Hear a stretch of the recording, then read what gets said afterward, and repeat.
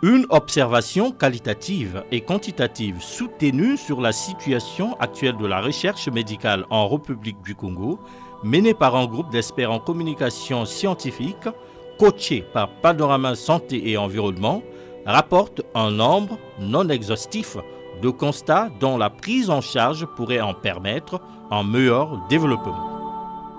Des réflexions concernant l'organisation de la recherche médicale, ses financements, la nécessaire sensibilisation des décideurs, le statut et le rôle du chercheur, ainsi que la structuration de la recherche scientifique, permettront de mieux cerner certains freins actuels. La jeune Fondation congolaise pour la recherche médicale, FCRM, une originalité typiquement congolaise, malgré le contexte actuel difficile du développement de la recherche scientifique sur le plan national, arrive à se distinguer et réalise certaines activités de portée socio-économique et médicale non négligeables.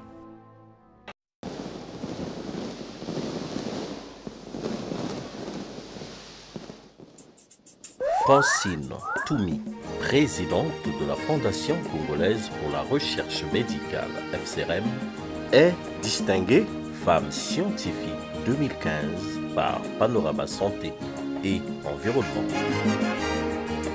À découvrir très prochainement le scientifique de l'année, la structure sanitaire de l'année, le laboratoire biomédical de l'année.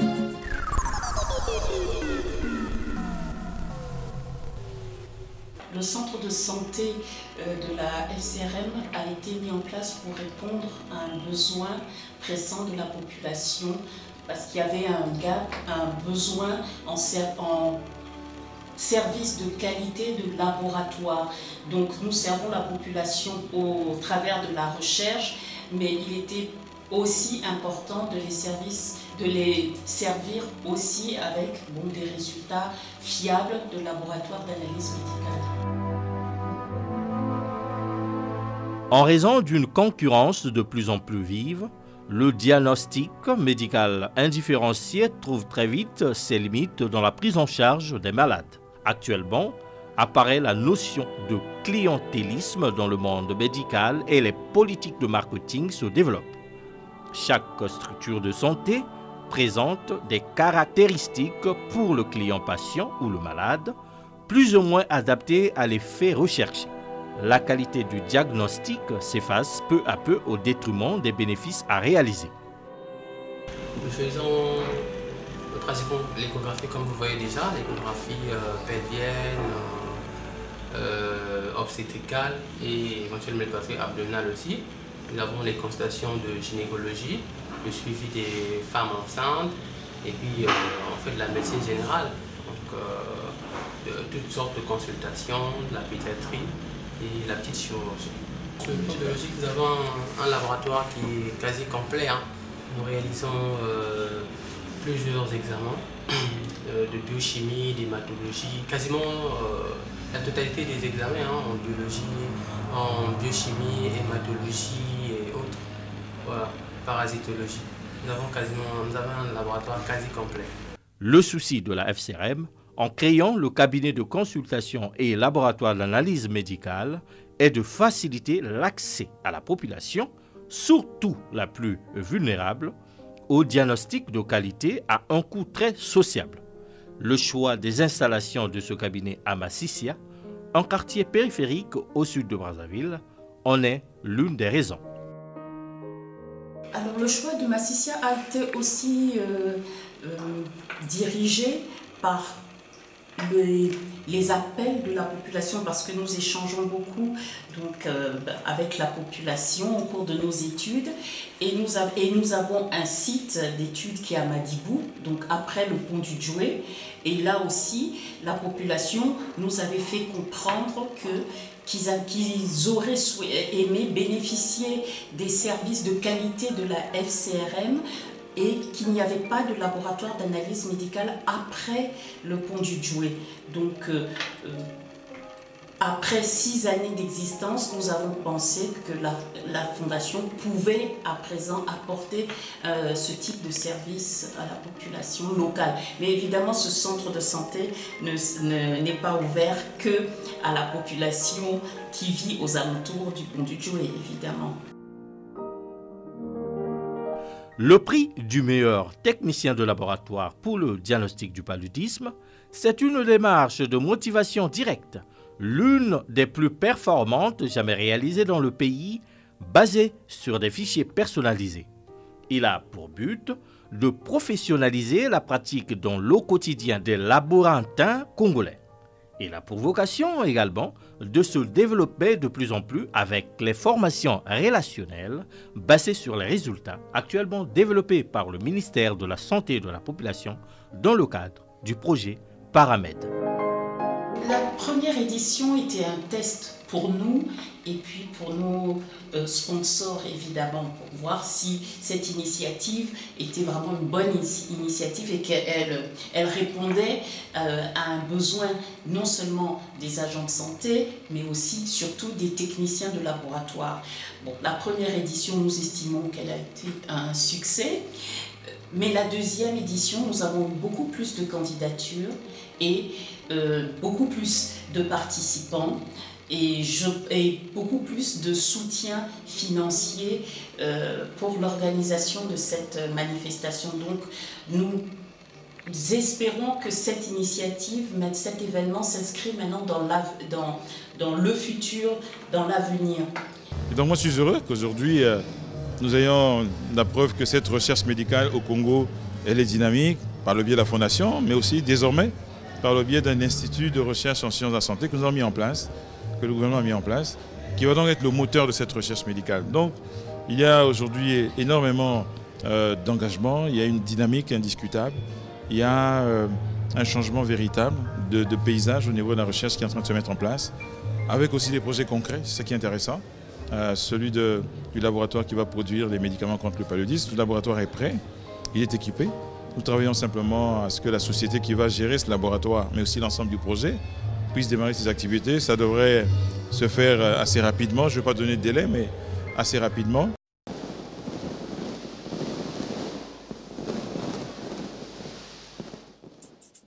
Francine Toumi, présidente de la Fondation congolaise pour la recherche médicale, FCRM, est distinguée femme scientifique 2015 par Panorama Santé et Environnement.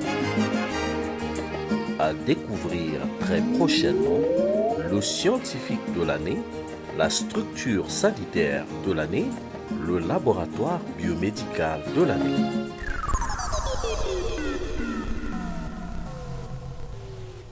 Quand on voit l'enthousiasme des techniciens à participer à cette compétition qui n'est pas obligatoire, donc c'est vraiment une inscription volontaire, donc déjà le fait de vouloir s'inscrire veut dire qu'on veut s'améliorer puisqu'on va être jugé, on va être évalué. Donc de voir le nombre de demandes d'évaluation augmenter, pour moi ça veut dire qu'il y a une augmentation de l'exigence, un besoin de performance, un besoin de soutien. Donc pour le moment, je mesurerai l'impact sur ce nombre, mais évidemment qu'il faudrait mettre en place des outils bien précis pour voir au nez sur le terrain si le fait de participer, un participant à notre prix, si sur le terrain, ses performances sont meilleures. Les deux principaux objectifs de la recherche médicale, c'est le renforcement des connaissances dans le domaine de l'enseignement supérieur et la création des conditions d'autonomie en termes de prise de décision en relation avec la politique sanitaire. Les formations conduites par la Fondation congolaise pour la recherche médicale s'inscrivent en deux volets. Les formations individuelles et les formations collectives, les séminaires, les ateliers. Dans les formations individuelles, il s'agit de l'encadrement des étudiants en master, en thèse de mémoire de médecine ou thèse en sciences, en doctorat de sciences biologiques. En ce qui concerne les ateliers, ce sont des ateliers donc, au cours desquels on a des participants congolais et des participants étrangers généralement. Et nos ateliers sont toujours conduits en partenariat, soit avec l'UNICEF, avec l'OMS, le DCTP, mais il est très rare que nous conduisions des ateliers seuls. Alors, en ce qui concerne maintenant plus loin dans les formations de nos étudiants, là aussi, il arrive que nous supervisions, donc nous faisions des supervisions en co-tutelle avec l'université de Tübingen, par exemple, avec l'université de Marseille-Méditerranée, par exemple. Ici, on travaille sur un projet du paludisme chez la femme enceinte. Donc, j'essaye d'identifier les mutations génétiques qui sont associées au paludisme chez la femme enceinte. Et donc, mon travail est scindé en deux. Il y a une partie biologie moléculaire que je fais ici, au laboratoire de la Fondation congolaise pour la recherche médicale. Et il y a une partie bioinformatique que je fais à Marseille, dans le laboratoire des technologies avancées pour la génomique et la clinique. On travaille sur le paludisme chez la femme enceinte ici. Et donc mon travail consiste à identifier certaines mutations génétiques chez la femme enceinte qui sont associées au paludisme placentaire. La bioinformatique, nous voyons, il y a deux termes, il y a la biologie et l'informatique. Et par définition, on peut simplement dire qu'en bioinformatique, on développe ce qu'on appelle couramment des logiciels, donc des programmes informatiques, pour pouvoir répondre à certains besoins biologiques. Par exemple, ici vous voyez, je suis sur la paillasse, je peux faire des manipulations, mais il y a énormément de données biologiques qu'on ne peut pas traiter manuellement. Le travail qu'on peut faire manuellement en 10 ans, mais avec des programmes élaborés en bioinformatique, on peut faire le travail en une semaine. Je prends l'exemple du séquençage de l'ADN. Par exemple, ici, nous travaillons sur l'ADN.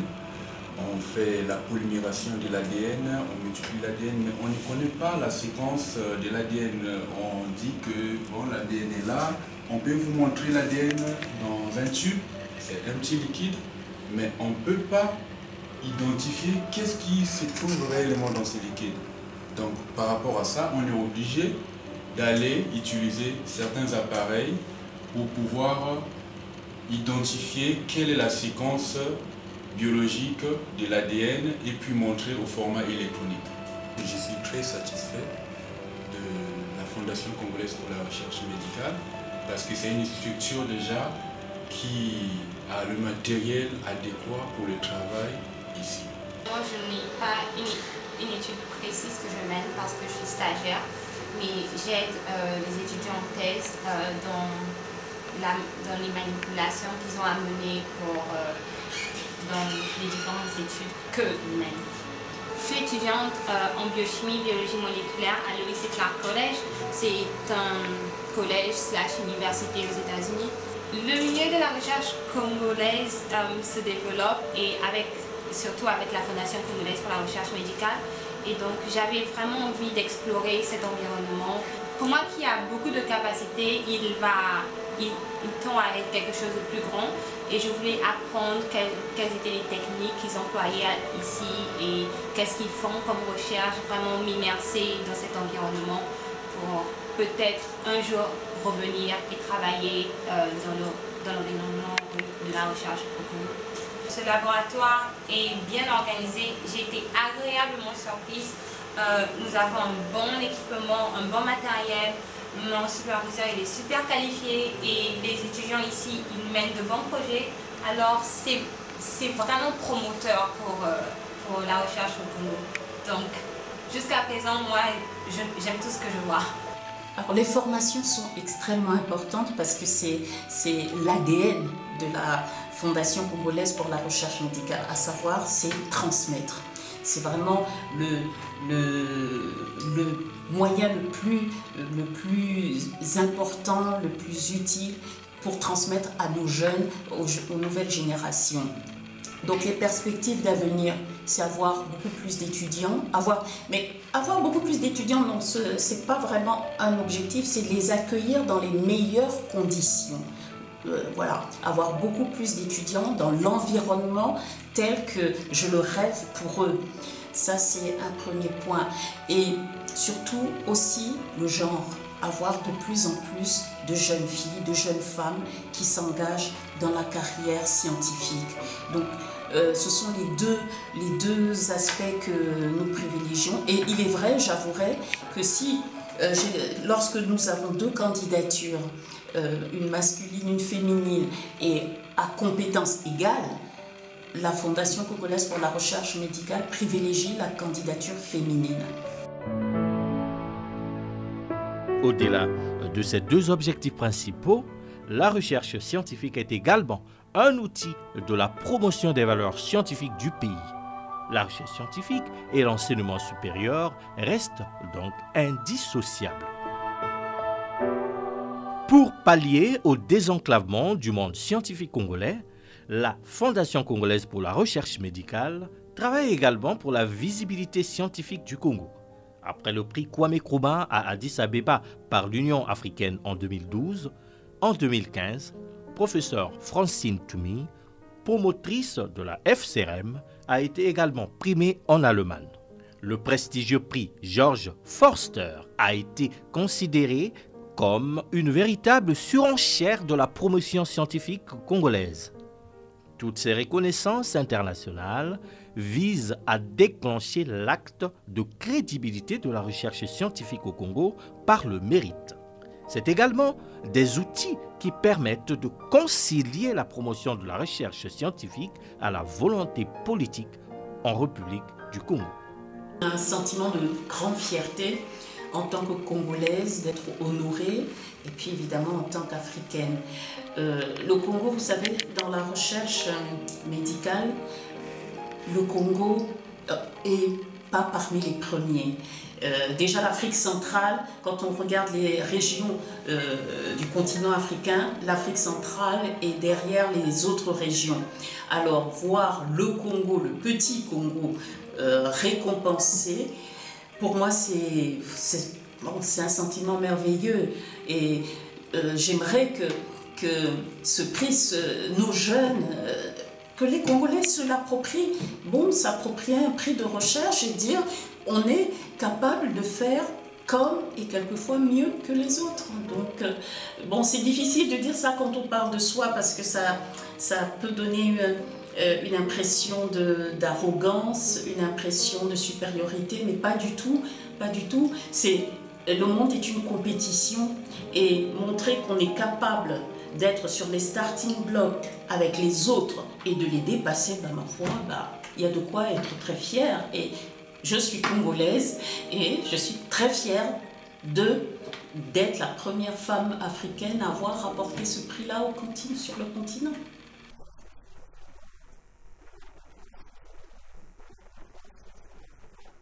Elle ne reçoit pas ce prix parce qu'elle est une dame ou une africaine, mais à cause de la sincérité et de l'exactitude de sa recherche. Certaines personnes parlent parfois des régions oubliées et perdues à travers le monde, mais elle est le rayon de soleil qui illumine ces régions oubliées. Car il est très difficile de faire de la recherche dans ces régions, mais ensemble, nous pouvons mener des excellentes recherches. Tout le monde sait que le paludisme est l'une des maladies les plus mortelles dans certaines parties du monde, mais surtout en Afrique. Le docteur Toumi a un laboratoire à Brazzaville qui travaille en collaboration avec l'Institut Pasteur de Paris et l'Université de Tübingen en Allemagne, ce qui lui permet de venir en Allemagne chaque année et de faire de la recherche.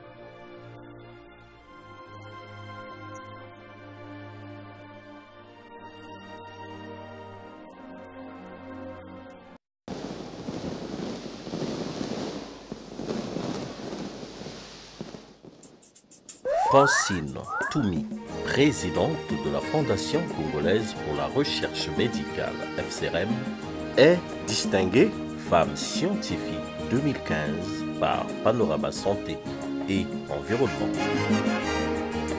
À découvrir très prochainement le scientifique de l'année, la structure sanitaire de l'année, le laboratoire biomédical de l'année.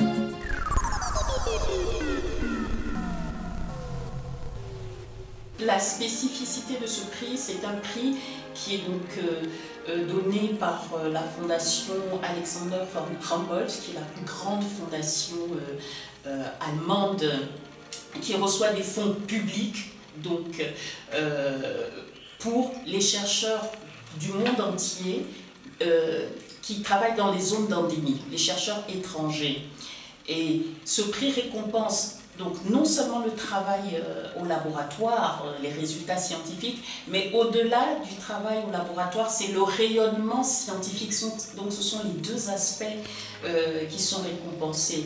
Et là, je pense que ce qui a joué en ma faveur, c'est le fait d'avoir aussi créé la Fondation congolaise pour la recherche médicale et l'impact de cette jeune fondation sur l'environnement, sur les jeunes. Donc pour moi, encore une fois, c'est vraiment un signal extrêmement fort qui montre que les Congolais sont capables d'originalité. Je ne connais pas beaucoup de fondations identiques à la nôtre, avec les résultats comme les nôtres, en si peu de temps. Donc je pense que c'est tout ça. Déjà le Kwame Nkrumah, le prix Kwame Nkrumah récompensait cela, mais quelques années après que l'étranger, que l'Europe est dans ce comité donc, de Humboldt, il n'y a pas que des Allemands, il y a des scientifiques internationaux. Donc c'est vraiment quelque chose, c'est pour moi un signal extrêmement fort. Et surtout qu'il y a eu des illustres prédécesseurs qui ont eu ce prix. Plusieurs prix Nobel ont eu ce prix avant d'avoir leur prix Nobel.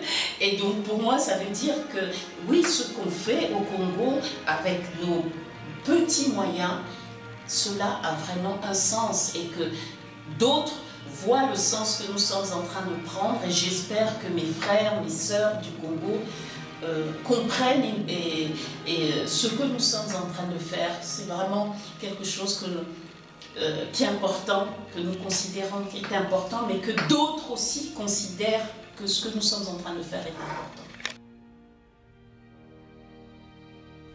Les décideurs congolais, compétents dans le domaine des sciences en général, doivent apprendre à développer une relation de confiance, d'estime et d'adhésion entre les structures de recherche scientifique, les multiples publics, les pouvoirs publics et plus large, l'opinion publique.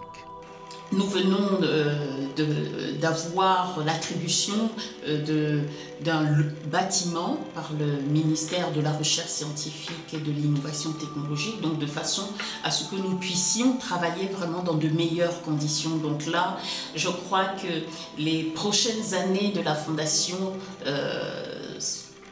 sont prometteurs. Avec ces nouveaux locaux, accroître notre plateau technique, avoir donc plusieurs laboratoires dans ce bâtiment.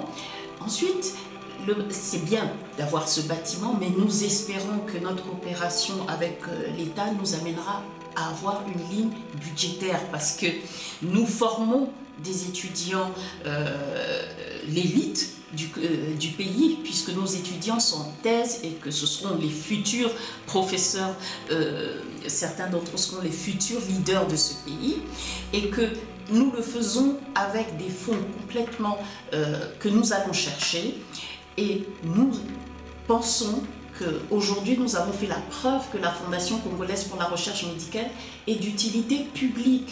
Et donc nous souhaitons vraiment, nous demandons humblement que l'État nous alloue dans le futur une ligne budgétaire pour pouvoir mieux soutenir nos étudiants, nos formations.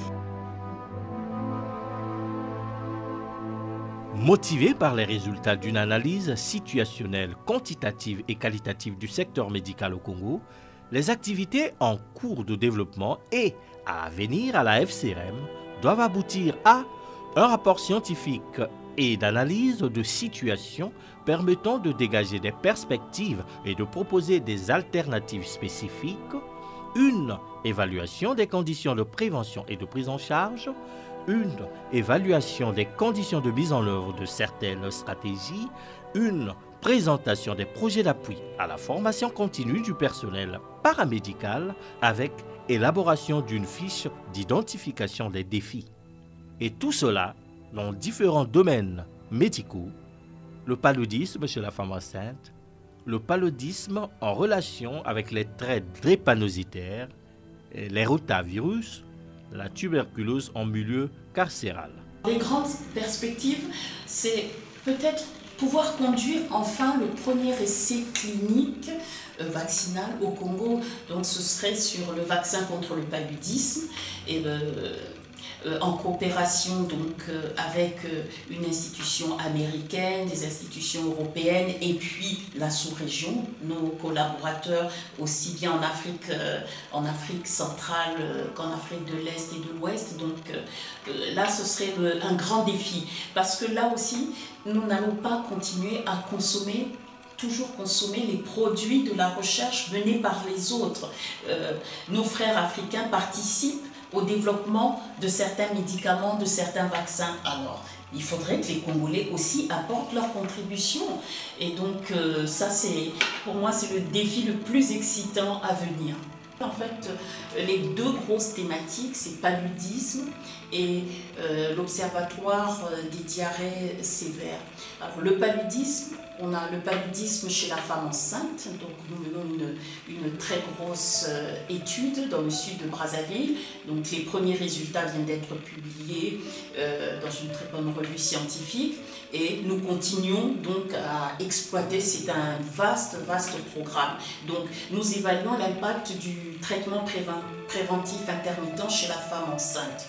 Ensuite, toujours dans le paludisme, traits drépanocytaires et paludisme là, c'est avec l'hôpital pédiatrique Marie-Ngouabi que nous menons ces études.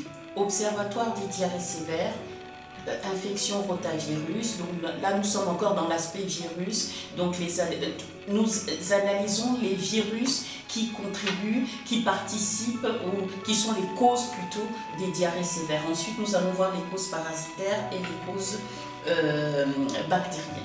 Donc ça, ce sont les deux grosses thématiques de la Fondation congolaise pour la recherche médicale. Le palu étant la première cause de mortalité infantile au Congo et la première cause aussi d'hospitalisation chez les enfants congolais, et ce qui nous a poussé à faire une étude sur le paludisme, à savoir pourquoi le paludisme affecte autant les enfants au Congo. Et aussi, nombreuses études ont été effectuées ailleurs, portant sur le trait drépanocytaire, disant que ce polymorphisme génétique confère à certains enfants une certaine résistance au paludisme. Donc nous nous sommes intéressés aux enfants porteurs du trait drépanocytaire pour chercher un peu à comprendre pourquoi et comment ces enfants sont résistants au paludisme alors que les enfants qui ne sont pas porteurs de ce trait ne le sont pas. Une fois que le projet d'étude a été rédigé, nous avons envoyé au comité d'éthique parce que c'est lui qui doit nous permettre de pouvoir venir sur les lieux, parce qu'il faut protéger la personne qui sera inclue dans l'étude. Donc le projet a été soumis au comité d'éthique avant d'être venu au sein de l'hôpital. Et nous avons aussi pris contact avec les responsables de l'hôpital avant tout, pour leur informer que nous voulions travailler en collaboration avec eux. Le comité d'éthique, il protège la personne qui est participant à l'étude. En fait, c'est pour veiller à ce qu'il y ait une relation gagnant-gagnant entre les deux. Que nous ne nous abusions pas de la personne, que nous respectons la personne et que aussi les règles d'éthique soient respectées. Nous allons travailler avec les échantillons humains. Donc le sang, dans notre cas c'est avec le sang. Nous devons faire comprendre à la personne que nous allons nous limiter seulement sur ce que nous cherchons à connaître dans l'étude. Et aussi nous ne devons pas par exemple dévoiler l'identité de la personne. Nous devons respecter certaines règles éthiques. Nous ne devons pas faire quelque chose dans l'intention de faire du mal à la personne. Donc bien que c'est la science, mais nous devons respecter la personne qui va travailler avec nous. Une fois que nous recevons par exemple la personne ici, nous devons avoir d'abord son consentement. Bon, comme l'étude se fait chez les enfants, les bébés ne peuvent pas donner leur consentement, donc nous devons expliquer aux parents en long et en large ce qui concerne l'étude. C'est une fois que le parent accepte et a compris dans quoi il s'engage que nous pouvons procéder au prélèvement. Et nous devons garantir aux parents qu'il y aura l'anonymat en ce qui concerne ses résultats et son identité. Donc il y a un peu ça que nous devons aussi respecter. Alors il y a un beau projet sur la tuberculose en prison, les personnels incarcérés, donc que nous allons mener avec évidemment le programme national de lutte contre la tuberculose et différents partenaires, l'OMS. Donc là c'est un projet actuellement qui est en évaluation par les comités d'éthique de l'OMS, et dès que nous aurons dépassé ces barrages, nous allons passer à la mise en œuvre.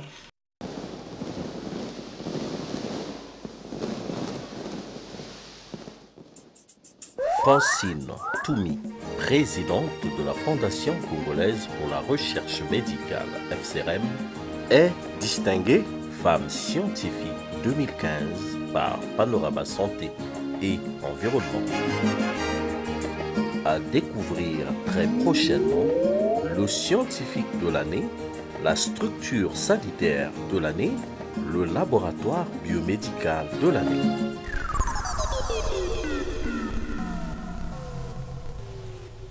Rien n'est plus important pour les Congolais et les Congolaises que la santé de leur famille.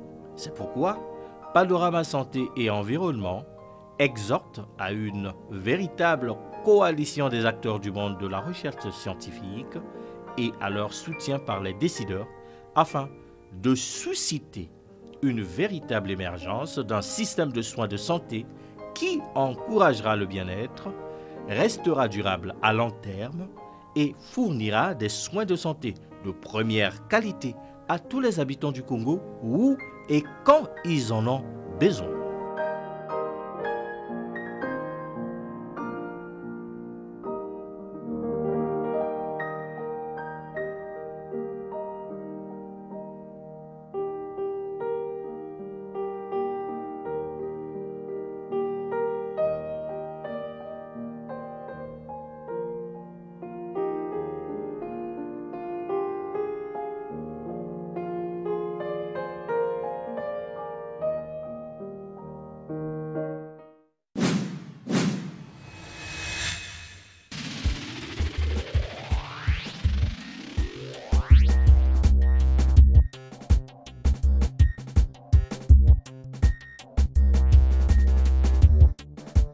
Dieu n'a jamais été indifférent pour le Congo.